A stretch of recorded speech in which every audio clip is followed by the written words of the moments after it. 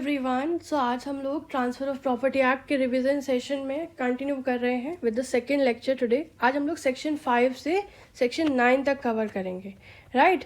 सो देखिए, ये जो सेक्शन 5 से लेकर सेक्शन 9 तक है, दिस कवर्स बेसिकली कि what is transfer, what can be transferred, who can transfer, how transfer operate, है ना। हम ये सब कॉन्सेप्ट पढ़ते हैं। These are considered as the foundation of this act, है ना। हम इसमें पूरा ट्रांसफ़र ऑफ प्रॉपर्टी एक्ट के जो बेस है कि ट्रांसफ़र ऑफ प्रॉपर्टी क्या होता है, कैसे होता है ना, कौन करेगा, क्या ऑपरेशंस हैं, वो पढ़ने हैं। तो हमें इसके लिए ये सेक्शंस पढ़ना बहुत ज़रूरी है, ठीक है। So let's begin with section 5 first. Section 5 states transfer of property. ये हमें डिफाइन कर रहा है, हमें एक्सप्लेन करता है कि ट्रांसफ़र ऑफ प्रॉपर्टी क्या है।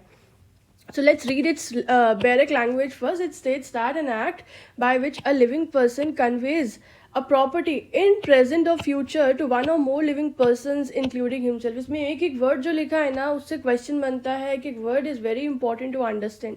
तो ये बोल रहे हैं कि ट्रांसफ़र ऑफ प्रॉपर्टी एक ऐसा एक्ट है जिसमें एक लिविंग पर्सन दूसरे लिविंग पर्सन को, तो सबसे बड़ी बात है कि ये जो एक्ट हो रहा है ये इंटरवीवोज हो रहा है, यानी कि दो लिविंग पर्सन्स के बीच में हो रहा है। ये पोस्ट डेथ नहीं हो रहा है, याद रखना।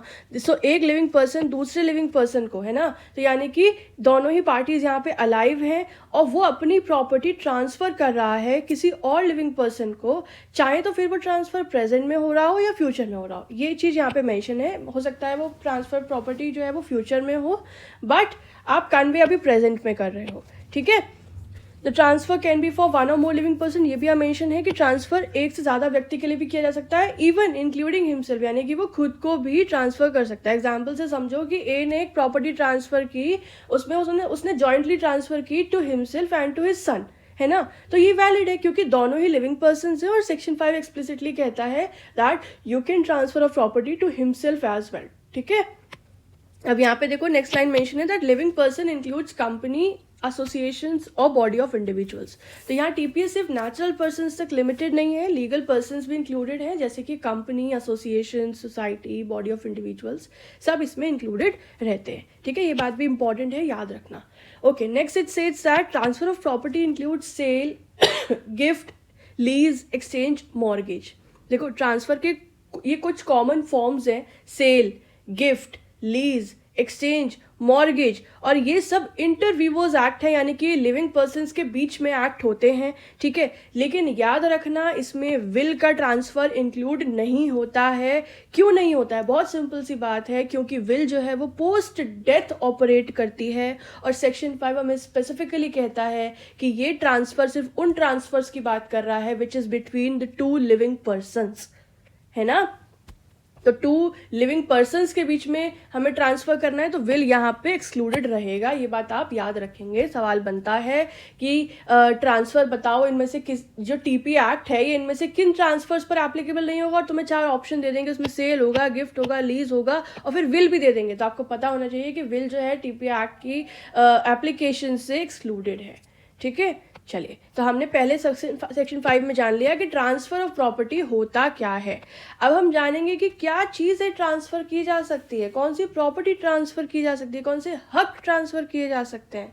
तो देखो सबसे पहले हमें लिखा गया है जनरल रूल। तो देखो जनरल रूल ये कहता है कि हर तरह की प्रॉपर्टी चाहे मूवेबल हो चाहे इमूवेबल हो वो ट्रांसफ़र की जा सकती है, अनलेस अगर लॉ कुछ और बात कहता है, अनलेस अगर लॉ प्रोहिबिट करता है, ठीक है। तो जनरल रूल तो यही है कि प्रॉपर्टी ऑफ एनी काइंड में भी ट्रांसफर, लेकिन सेक्शन 6 में एक आपको प्रॉपर डिटेल्ड लिस्ट प्रदान की गई है जिसमें लिखा है एक्सेप्शंस कि कौन कौन सी प्रॉपर्टीज या कौन कौन से राइट्स जो है वो ट्रांसफ़र नहीं किए जा सकते हैं as per this act of transfer of property act. तो सेक्शन 6 एक बेहद इंपॉर्टेंट सेक्शन है which tells us that what can not be transferred, ठीक है। ए से लेके आई तक आपको पढ़ना है। एंड मेरे प्रिय दोस्तों ये बात ध्यान रख लेना, अगर हम एमसीक्यू या ऑब्जेक्टिव बेस्ड एग्जामिनेशन की बात कर रहे हैं तो सीधा पूछता है कि 6 के बी में क्या है, 6 के डी में क्या है। तो इसीलिए आपको ये क्लॉजेज अल्फाबेटिकली आपको याद रखना पड़ेगा। आप जो जैसे तुमको याद करने में सहूलियत हो वैसे याद करो।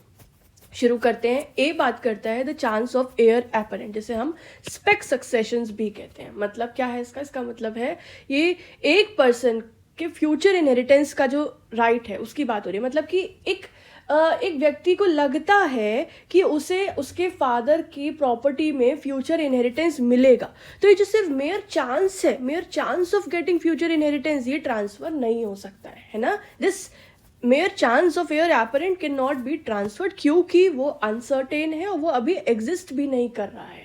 ठीक है, सो पहला है the chance of air apparent. Example मैंने दे दिया कि ए जो है वो बी का बेटा है। अभी A can not transfer the property of B during B's life time, क्योंकि वो सिर्फ एक चांस ऑफ सक्सेशन है, अभी कंफर्म नहीं है कि उसको मिलेगा या नहीं मिलेगा, तो ये एक्चुअल राइट नहीं है, therefore it can not be transferred.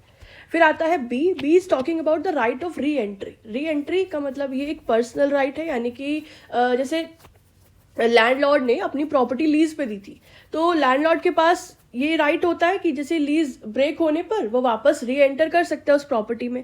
तो इस राइट को इंडिपेंडेंट ट्रांसफर नहीं किया जा सकता है। ये राइट जो है वो सिर्फ और सिर्फ प्रॉपर्टी के साथ ही चलता है, प्रॉपर्टी के साथ ही ट्रांसफर होता है। देयरफॉर आप सिर्फ right of re entry transfer नहीं कर सकते। ठीक है, पहला हो गया right of chance of air apparent, दूसरा हो गया राइट ऑफ री एंट्री। दोनों क्लियर है। चलिए, सी है ईजमेंट्री राइट्स। ईजमेंट्री राइट वो भी अपार्ट फ्रॉम डोमिनेंट हेरिटेज, यानी कि ईजमेंट्री राइट क्या है, जैसे फॉर एग्जांपल राइट ऑफ वे, यानी कि किसी रास्ते से जाने का जो राइट है, सो ये ट्रांसफर नहीं होता है अनलेस आप वो डोमिनेंट हेरिटेज, वो जो मेन प्रॉपर्टी है जिससे वो ईजमेंट्री राइट जुड़ा हुआ है, आप वो भी ट्रांसफर साथ में नहीं करते हो। ठीक है, फॉर एग्जाम्पल अगर मैं कहूँ कि ए जो है एक व्यक्ति है, उसका राइट है राइट ऑफ वे ओवर बीज लैंड फॉर हिज हाउस, की मतलब कुछ इस तरीके से उसका घर बना है ए का कि वो समहाउ बी के घर से होके ही अपने घर जा पाता है। ठीक है, तो उसको ये राइट है, ए के पास ये राइट है, राइट ऑफ वे है या ये ईजमेंट्री राइट है, लेकिन वो सिर्फ और सिर्फ ये राइट किसी को भी सेपरेटली सेल नहीं कर सकता है apart from the dominant heritage. जब वो अपना घर बेचेगा उसके साथ ही उसका ये जो राइट है बी के घर से होते हुए जाने का, दिस राइट ऑफ वे, वो तभी सेल होगा, वो तभी पास ऑन होगा। ठीक है, so therefore easementary right can not be transferred. ये कहीं ना कहीं थोड़े थोड़े मिलते जुलते हैं, जैसे उसमें था कि री एंटर करने का राइट और इसमें है ईजमेंट्री राइट। ठीक है, बी और सी इसे याद कर लेना जुड़े जुड़े। चलो, D is talking about restricted interest as to the enjoyment, यानी कि जब किसी प्रॉपर्टी में आपके पास खुद लिमिटेड इंटरेस्ट है, ठीक है, आपके पास लिमिटेड इंटरेस्ट है, तो आप फर्दर उस इंटरेस्ट को बिना परमिशन के ट्रांसफर नहीं कर सकते हो। ठीक है, अगर आपके पास एक रेस्ट्रिक्टेड इंटरेस्ट है किसी प्रॉपर्टी को एंजॉय करने का, तो आप बिना परमिशन के उसे ट्रांसफर नहीं कर सकते, वो ट्रांसफरेबल नहीं होती है। सिंपल सी बात है। फिर आता है D D. D D is talking about right to future maintenance, यानी देखो मेंटेनेंस हम सबको पता है एक पर्सनल राइट है, वाइफ हस्बैंड से क्लेम करती है, बच्चे अपने फादर पेरेंट्स से क्लेम करते हैं। ठीक है, तो जो फ्यूचर मेंटेनेंस का राइट है ये भी ट्रांसफर नहीं हो सकता है, क्योंकि उसका बेसिक पर्सनल ऑब्लिगेशन है, वो एक प्रॉपर्टी राइट नहीं है। ठीक है, और ऑल्सो फ्यूचर मेंटेनेंस है that you can not transfer, ये क्लियरली हमें सेक्शन 6 बताता है। तो अभी तक क्लियर है, A B C D D D. ठीक है, अब आता है E. E is talking about the mere right to sue, मतलब किसी के पास सिर्फ ये राइट है कि मतलब right to file a case, मतलब मैं दूसरे व्यक्ति पर या दूसरे ऑर्गेनाइजेशन पे केस कर सकता हूँ, तो वो राइट इटसेल्फ ट्रांसफर नहीं हो सकता है ना। अगर if somebody is having a right to sue for damages, then that right can not be transfer to another person, है ना। This a very basic thing.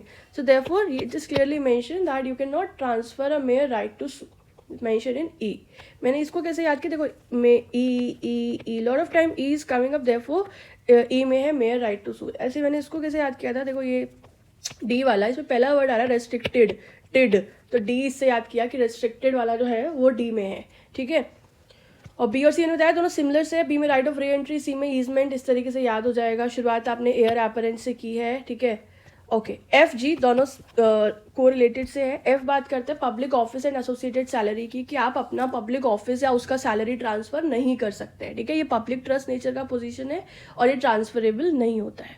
Similarly जी बात करता है कि कोई भी मिलिट्री, नवाल या एयरफोर्स के जो पर्सोनल्स हैं, जो एम्प्लॉयज़ हैं गवर्नमेंट के इन डिपार्टमेंट्स के, वो अपने स्टाइपेंड्स जो हैं वो किसी को भी या पेंशन्स जो है वो किसी को भी ट्रांसफ़र नहीं कर सकते हैं। तो गवर्नमेंट ने एग्जेम्पशन दिया है ताकि प्रोटेक्शन रहे, स्टाइपेंड या पेंशन ट्रांसफर नहीं किया जा सकता। तो समवॉट दिस आर सिमिलर, तो याद रखना, F is talking about public office and its salary and G is talking about stipends to military, naval, air force personnel. अब लास्ट के दो आते हैं. Let's see that H is talking about the transfer which is oppose to the nature of interest, unlawful object और consideration. यानी अगर transfer illegal object पर based हो या इंटरेस्ट ही अनलॉफुल हो, for example you are transferring for the purpose of committing some fraud और you are transferring for committing some illegal activity, तो ये वॉइड होगा. तो ऐसा transfer which is oppose to the nature of interest which is unlawful वो transfer नहीं किया जा सकता है, एच. ठीक है. And last I is talking about some particular interest. यहाँ पे कुछ टेनेंसी इंटरेस्ट की बात हो रही है जो कि अनट्रांसफरेबल होते हैं, जैसे कि टेनेंट जो है वो अपना जो ये ऑक्यूपेंसी का राइट है जो उसको फॉर टाइमिंग मिला हुआ है अपने टेनेंसी राइट के दौरान, वो उस ऑक्यूपेंसी राइट को ट्रांसफर नहीं कर सकता. Very simple thing. Another is कि अगर एक फार्मर है जिसका एस्टेट अरियर्स ऑफ रेवेन्यू के लिए अटैच है, तो वो उस एस्टेट को ट्रांसफर नहीं कर सकते for which he failed to pay the revenue. Similarly estate which is under the management of court of wards, ऐसी प्रॉपर्टी भी ट्रांसफर नहीं की जा सकती है बाय द लेसी.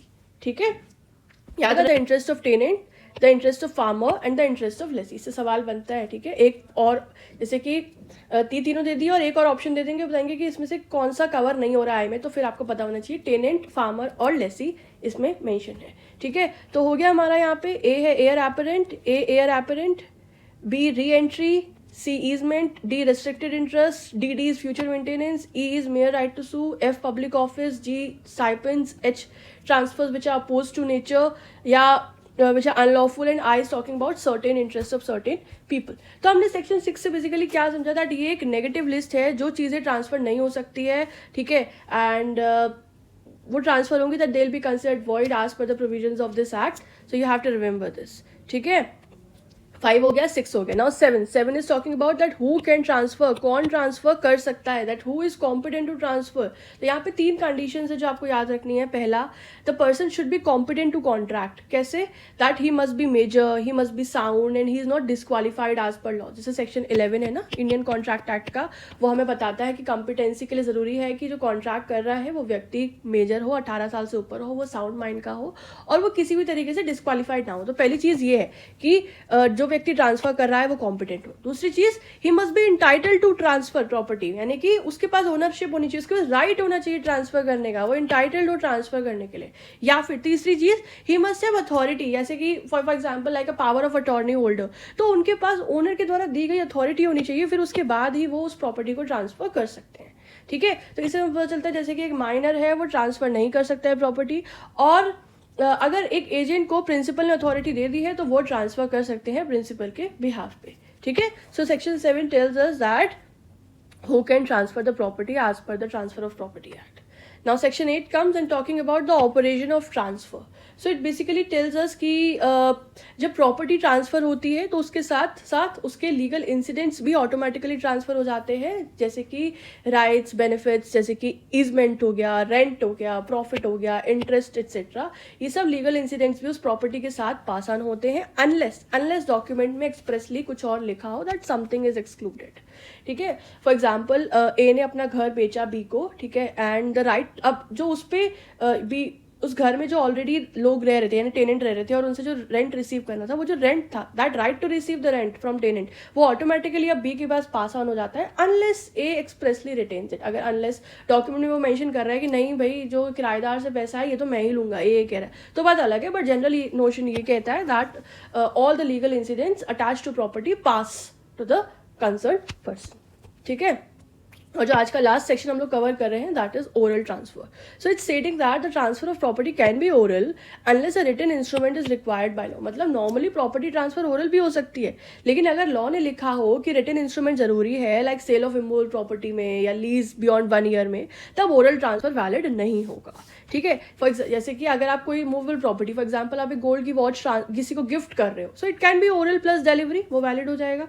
ठीक है. लेकिन अगर आप किसी इमूवेबल प्रॉपर्टी का सेल कर रहे हो which is more than 100 rupees, तो जरूरी है that it must be in writing and it must be registered. ठीक है. तो सेक्शन 9 इस बारे में बात कर रहा है. बेसिकली आप मोड कह सकते हो, ओरल है या रिटन है. तो बोल रहे हैं कि जनरली ओरल भी हो सकता है, लेकिन अगर लॉ में मेंशन है कि रिटन में हो तो आप रिटन में ही करेंगे. ठीक है. तो ये था सेक्शन 5 से लेकर 9 तक के प्रोविजन. सबसे इंपॉर्टेंट कंसेप्चुअल बेस है ट्रांसफर ऑफ प्रॉपर्टी एक्ट का. तो क्विक रिविजन देखो, सेक्शन 5 में मीनिंग था ट्रांसफर का, which is act between the living person. Section 6 ने बताया था what may and what may not be transferred.